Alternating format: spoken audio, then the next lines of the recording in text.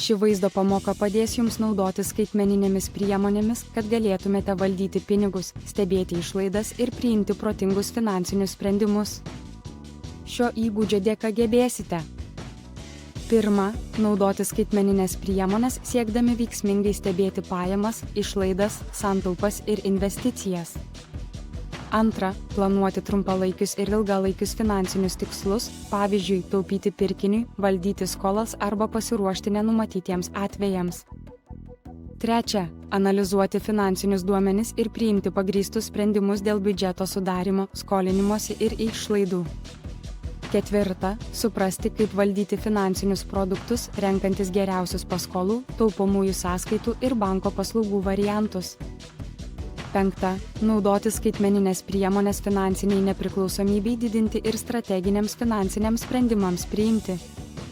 Įgiję šių įgūdžių galite perimti savo finansų kontrolę, sumažinti stresą ir susikurti stabilesnę finansinę ateitį. 1. žingsnis. Kaip skaitmeninės priemonės padeda valdyti pinigus?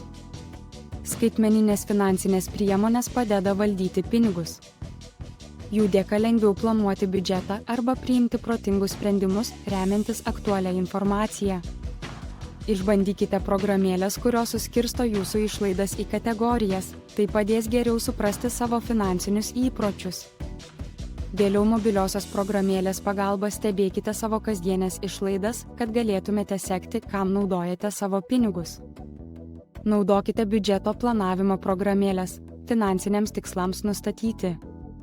Tai padės išvengti pernelyg didelių išlaidų kiekvieną mėnesį. Finansų programėlėse naudokite vaizdinės diagramas.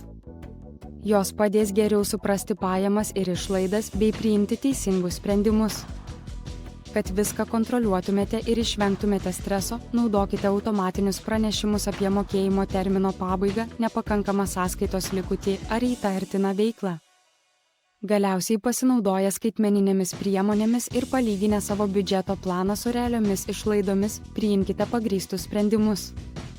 Tinkamos skaitmeninės priemonės gali padėti priimti geresnius finansinius sprendimus, nenaudojant sudėtingų dokumentų ar apskaitos vedimo rankiniu būdu.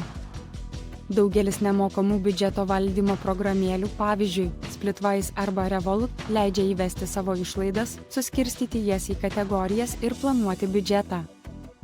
2. žingsnis. Pinigų valdymas naudojant skaitmeninės priemonės.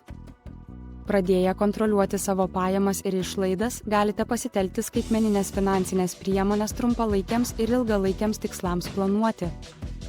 Nuspręskite, kam taupote, pavyzdžiui, juodai dienai arba atostogoms. Tada pasirinkite taupimo programėlę, kad galėtumėte stebėti savo biudžetą.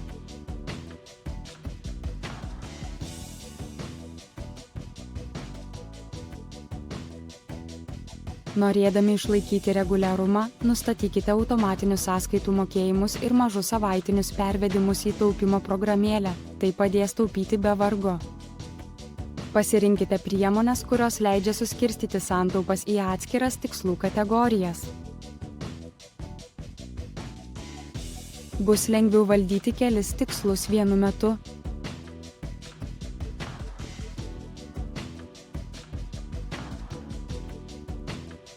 Nustatykite sąskaitų apmokėjimo priminimus, kad nepraleistumėte terminų ir negautumėte baudos už vėlavimą. Stebėkite savo pažangą naudodamiesi vaizdinėmis diagramomis, kad matytumėte, kaip sekasi artėti prie kiekvieno finansinio tikslo.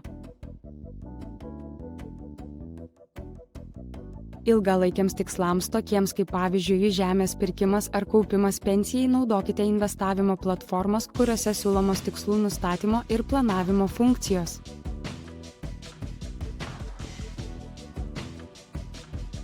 Išnagrinėkite programėlės, kuriuose suderintos taupimo ir investavimo priemonės, kad galėtumėte suderinti trumpalaikius poreikius ir ateities siekius. Ieškodami geriausios skaitmeninės finansų valdymo paslaugos, pasinaudokite internetinėmis priemonėmis. Jos padės jums palyginti mokesčius, saugumo priemonės ir rasti klientų atsiliepimus. Galiausiai reguliariai peržiūrėkite ir koreguokite savo tikslus, užtikrindami, kad jie išliktų realūs ir atitiktų jūsų gyvenimo ar finansų pokyčius. Svarbiausia, pasistengkite susikurti įprastą tvarką.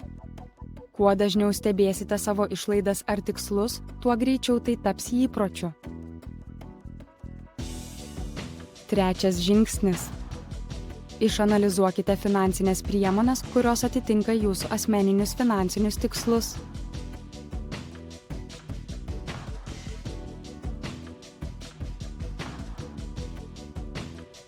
Įsikėlę finansinius tikslus, patyrinėkite prieinamas finansinės priemones ir pasirinkite tas, kurios geriausiai atitinka jūsų poreikius ir tikslus.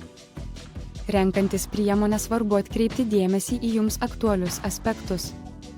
Pavyzdžiui, priemonės kalba, siūlomas funkcijas, naudojimo paprastumą, galimybę naudotis be interneto ryšio ir duomenų apsaugą. Toliau aptarsime populiariausias priemones.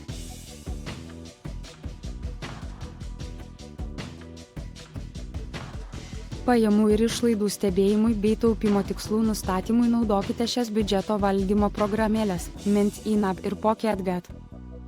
Išlaidų analizei ir taupimo galimybių nustatymui naudokite šias programėles GoodBudget ar Spendy. Taupimo aplikacijos padedančios automatiškai kaupti nedidelės sumas yra šios Acorns ir Capital. Mobiliose programėlėse nustatykite priminimus apie artėjančius mokėjimus, kad išvengtumėte mokesčių už vėlavimą. Paskolų ir skolų valdymui naudokite programėlę Debt Payoff planą.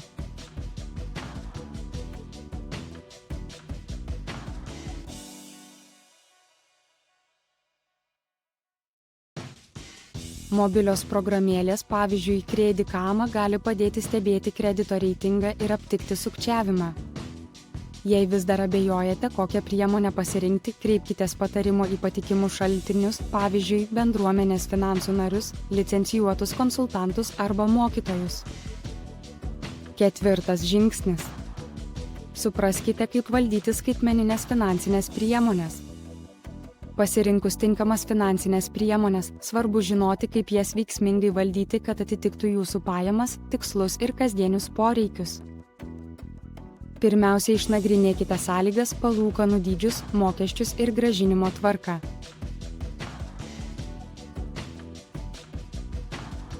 Rinkitės produktus, kurie yra nesudėtingi naudoti, ypač jei dar tik formuojate pasitikėjimą skaitmeniniais finansų įrankiais. Pasidomėkite, ar programėlėje yra naudojimo instrukcijos arba vaizdo pamokos ir praktiškai išbandykite įvairias funkcijas.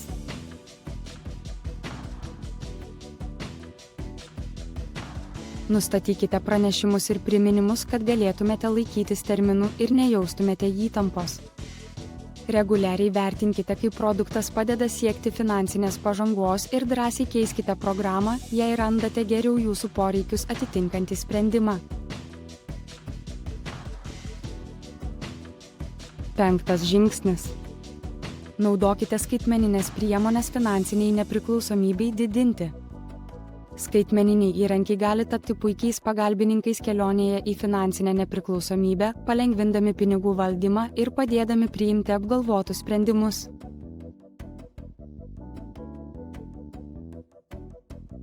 Pinigų valdymas yra mokymosi procesas, o skaitmeninės priemonės gali jį palengvinti. Tikslingai naudodamiesi šiomis priemonėmis įgysite žinių, pasitikėjimo savimi, kurie leis priimti finansinius sprendimus orientuotus į ilgalaikę naudą, ne tik į trumpalaikius poreikius. Sėkmingo planavimo.